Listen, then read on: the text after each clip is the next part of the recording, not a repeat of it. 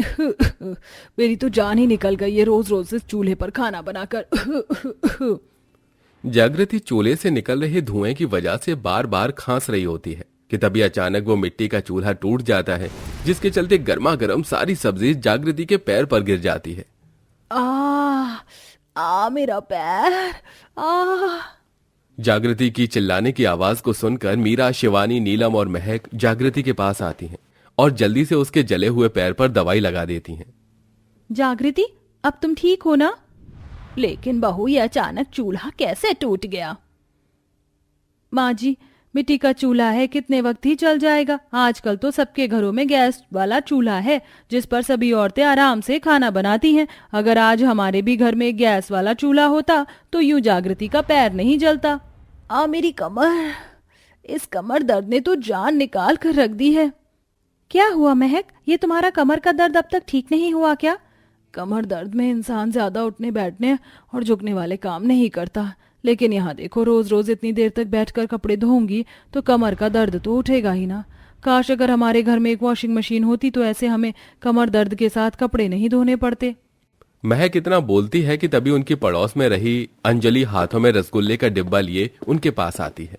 ये लो और मुंह मीठा करो, मेरे पति आज ही ऑटोमेटिक वॉशिंग मशीन और बड़ी वाली एलईडी लेकर आए हैं।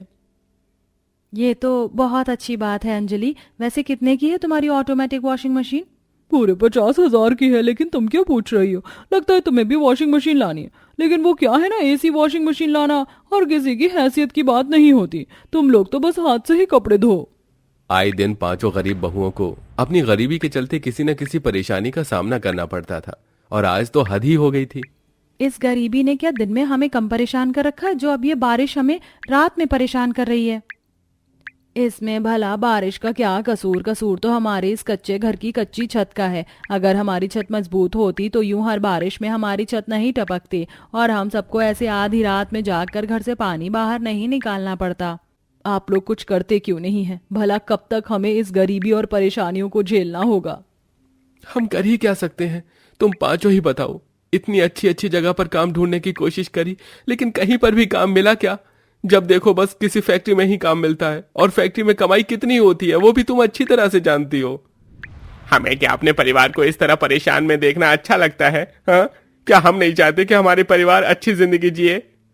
अपनी पतियों की आंखों में आंसू देख अब पांचों बहुएं उनसे कुछ नहीं कहती और ऐसे ही कुछ दिन और गुजर जाते हैं।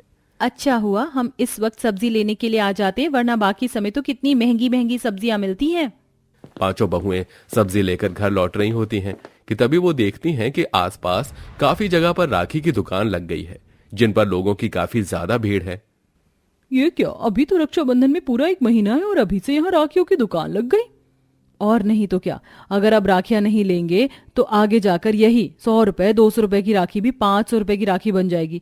पैसा तो ये दुकान वाले कमाते हैं, महीने भर में ही साल भर का सारा खर्चा निकाल लेते हैं।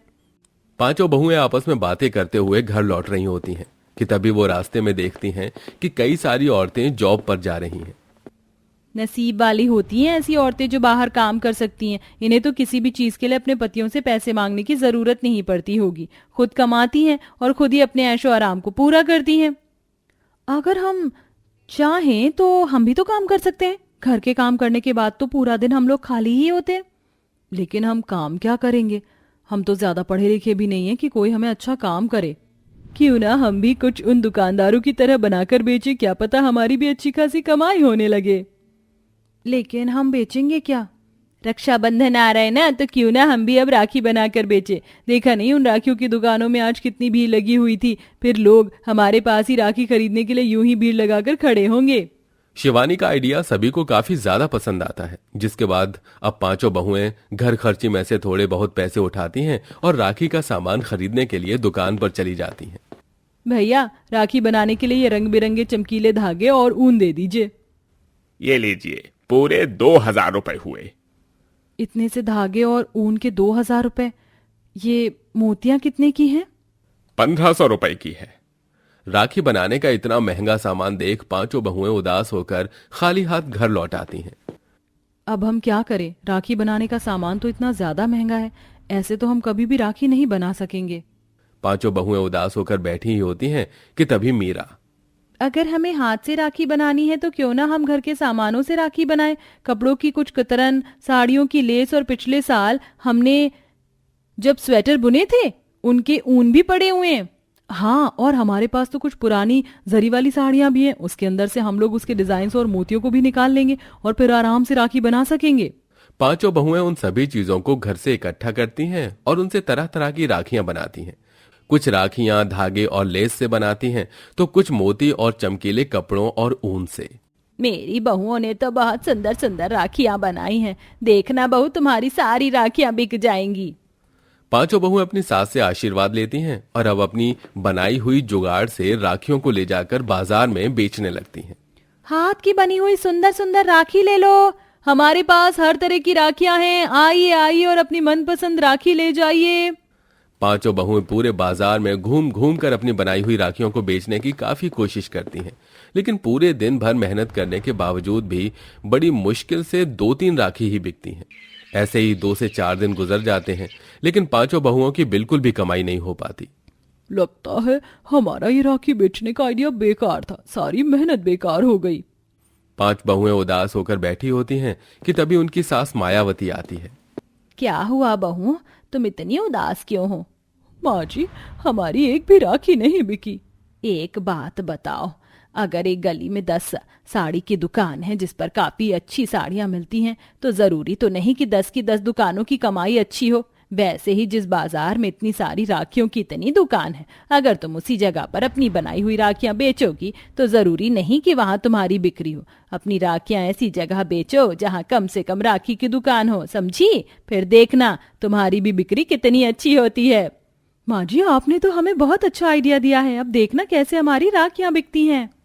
पांचों जुगाड़ू बहुएं अपनी जुगाड़ से बनाई हुई राखियों को ले जाकर अब ऐसी अलग अलग जगह पर बेचती हैं जहां कम से कम राखियों की दुकान होती है, जिसके चलते अब काफी सारे लोग उनसे राखियां खरीदने के लिए आते हैं।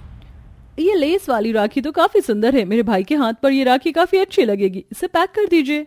मम्मी मम्मी, मुझे ये वाली राखी दिलाओ ना, ये मोती वाली राखी मेरे भैया को काफी पसंद आएगी। सच में आपके पास तो इतनी सुंदर सुंदर राखी हैं, समझ नहीं आ रहा कि कौन सी राखी खरीदूं।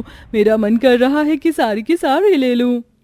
लोगों की इतनी तारीफ सुनकर पांचों बहुएं काफी खुश होती हैं और अब दिन पर दिन उनकी बिक्री बढ़ने लगती है, जिसके चलते अब वो अपनी जरूरत को भी पूरा करती हैं। सिर्फ कुछ दिनों के अंदर ही तुम 5 गैस वाला चूल्हा भी ले आई। ये तो बस शुरुआत है, अब बस आप देखती जाइए कि कैसे हम अपनी सारी जरूरत को पूरा करते हैं। कुछ दिन गुजर जाते हैं और अब रक्षाबंधन को सिर्फ 1 हफ्ता रह जाता है।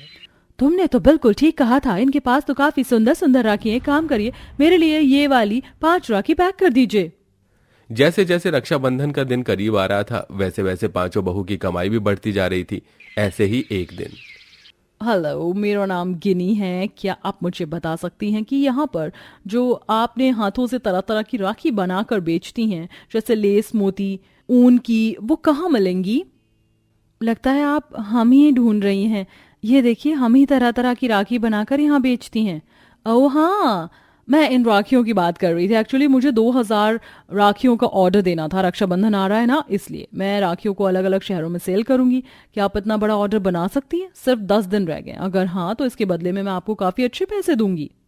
जरूर, क्यों नहीं, आप बस हमें 1 हफ्ते की मोहलत दीजिए, हम आपको 2000 राखियां बनाकर दे देंगे।